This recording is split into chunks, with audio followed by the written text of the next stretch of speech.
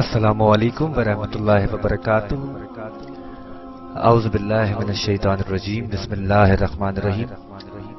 حدیث نبوی صلی اللہ علیہ وآلہ وسلم، حضور اکرم صلی اللہ علیہ وآلہ وسلم فرماتے ہیں میری امت میں 30 جھوٹے ہوں گے جن میں ہر ایک نبی ہونے کا دعویٰ کرے گا، جبکہ میں خاتم النبیین ہوں، میرے بعد کوئی نبی نہیں۔ روایت ابو داؤد نمبر 4252۔ آج کی اس ریکارڈنگ کا مقصد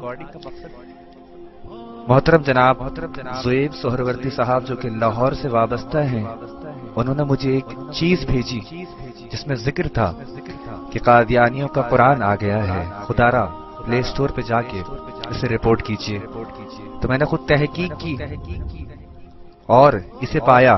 آپ سب پلے اسٹور پہ جا کر لکھ سکتے ہیں دا ہولی قرآن Arabic/English، تو چوتھے نمبر پر جس کی ریٹنگ ابھی 4.3 ہے اور بہت تیزی سے یہ قرآن پھیل رہا ہے، اسے شائع کیا گیا ہے۔ اس کا ترجمہ تبدیل ہے، جیسے کہ ہم سب قرآن پڑھتے ہیں جس میں اللہ کے نبی کا آخری ہونے کا ذکر بارہا جگہ آیا ہے، آپ سب جانتے ہیں۔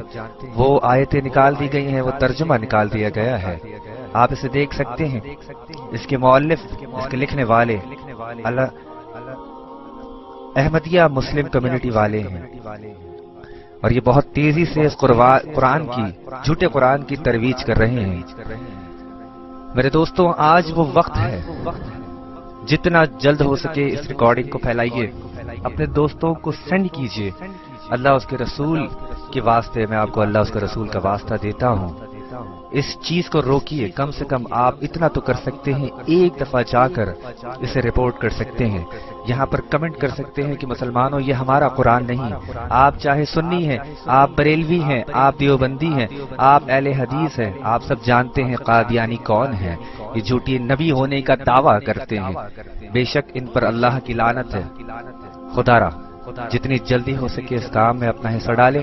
جناب زہیب سہروردی صاحب، میں آپ کا بے حد شکر گزار ہوں۔